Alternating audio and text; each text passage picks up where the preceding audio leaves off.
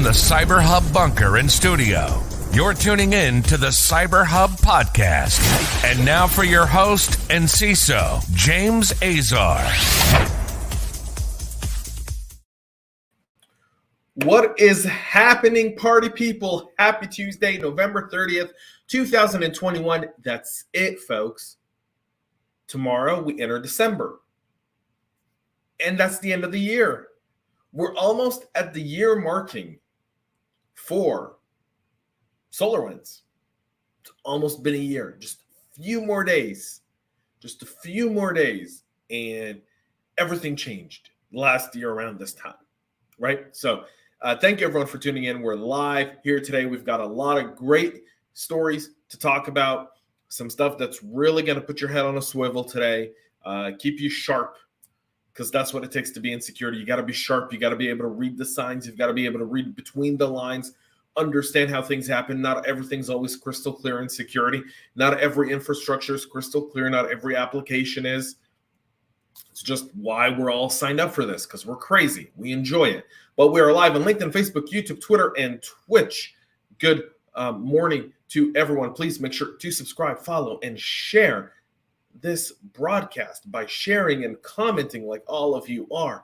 You help get more people to view this, which is what we really do appreciate, because sometimes our social media overlords don't really like when I talk about China, for example. Those always get muzzled down.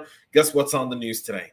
China. I'm going to talk about a Booz Allen Hamilton report on China towards the end. So don't go anywhere, because this one is bound to keep you, again, head on a swivel. Keep your head right in the game. Shout out to KnowBe4 for their unbelievable support of our show. Please make sure to check them out and show them some love, please. You see more about them in the show notes. Let's get some of your comments this morning. Good morning to Joel from the Cyber Wilderness. Connor, good morning to you. Jane, happy Hanukkah and morning superstars. Thank you so much, and good morning. I got to find out who this is. Bob Henderson, the awesome, magnificent Bob. Good morning, David. How are you doing? We're going to get right into our stories. But before we do that, I've got to have my espresso, because I can't talk about the news without coffee. I can't. It's like, you know, if you've ever smoked, like coffee and a cigarette was kind of a thing, right? Like you'd want to go smoke, you'd make yourself a cup of coffee, you'd go out to smoke, especially at work, right? You'd go into the kitchen, you'd make yourself a coffee, then you'd go downstairs, you'd light up a cigarette, you'd drink your coffee, smoke a cigarette, maybe two, then kind of go back to your day. Well, I got to have an espresso for the show to share with all of y'all. My illy medium roast espresso this morning. And Eddie, good morning to you from Big Dallas, Texas. Folks, coffee cup cheers. All right, let's get into what's going on. Well, one, Panasonic is now investigating a data breach. So last week, they disclosed a network breach that resulted in a file server reportedly storing sensitive information getting accessed. The press release on the 26th of November, the Japanese electronics giant said it discovered the breach on November 11th. The company's investigation into the incident is ongoing, but it's confirmed unauthorized access to a file server.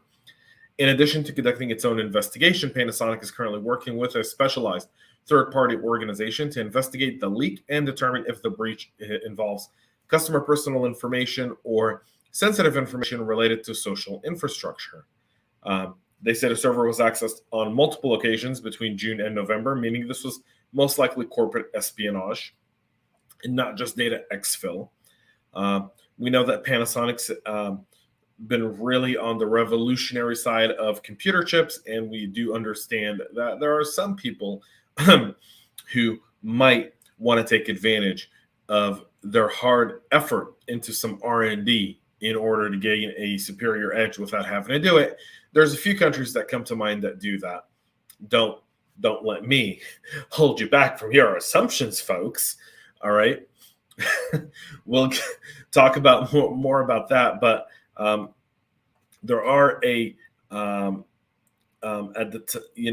are a bunch of rumors going on with this breach. I don't talk about rumors here. What we do know is that we don't know yet how it was accessed. None of that information is there. It's a kind of a leading story in the fact that they're now admitting that someone accessed their server, did not know, and that just shows you how fluid a situation could be in the event of unauthorized access. Just is, right? So we'll move to our next story. But before we do that, happy Hanukkah to you, Jane, as well. And David, good morning. And you've got a nice little coffee cup emoji there, man. We'll talk about this one, an unpatched, unauthorized file read vulnerability that's affecting Microsoft Windows OS. The unofficial patch has been issued to remediate an improperly patched Windows security vulnerability that could allow information disclosure and local privilege escalation on vulnerable systems. CVE 2021-24084 has a CVSS score of 5.5. Now, CVSS scores are very, very misleading. What's a general 5.5 could be a 9.9 for you. Why? Not all technology is used identical. Not everything is unimportant. You know, I'll share something very interesting. When I first got started in security, we were working. I was working with an organization where the main engine was something so mundane that no one would ever think that's the main engine of the business. But whenever it would get a patch, well, they'd be like, oh, this is a CVSS score of 3.8 or a 6.1 or a 5.5. But for us, anytime that thing needed a patch, it was a 9.9 because it was critical to our business function. So take CVSS score at face value of being, this is what we think if you're using it traditionally. But if you're not using it traditionally, then, well, this has a completely different face value for you. So the flaw concerns an information disclosure vulnerabilities in the Windows Mobile Device Management component that could enable an attacker to gain unauthorized file access and read arbitrary files. Security researchers Abdelhamid Nassiri was credited with discovering and reporting the bug in October of last year, prompting Microsoft to address the issue as part of its February 2021 patch. That's earlier this year, folks. We're like at the end of 2021 at this point. But as observed by Nassiri in June of 2021, not only could the patch be bypassed to achieve the same objective, the researcher this month found that the incompletely patched vulnerability could also be exploited to gain admin privileges and run malicious code on Windows 10 machine running even the latest security updates. So another 0-day, another incomplete patch. Again, it's very, very difficult to patch. An organization like Microsoft, who a year ago, I think, suffered what could be the most devastating cyber event that any organization can have. And that is someone getting a look at your source code when you're a software company, that someone being a nation state, that nation state having unlimited resources, including slave labor, to go through that source code, find vulnerabilities, and exploit them when you're being used at about 80% of the world's organizations use your software. Just put that out there for Microsoft, right? Just to give you kind of like the capacity of this. Because we're always quick to say, well, hey guys, why didn't you do this right? It's very difficult to do this right every time. Difficult, nearly impossible, all right? So Windows 11 is not impacted by the vulnerabilities. Only Windows 10 versions are impacted, and you can see the whole list. The link to the story is in the show notes. Go check it out. I won't read you every single version of it, but every single version of Windows 10 from version 18 to version 21 are all impacted by this one.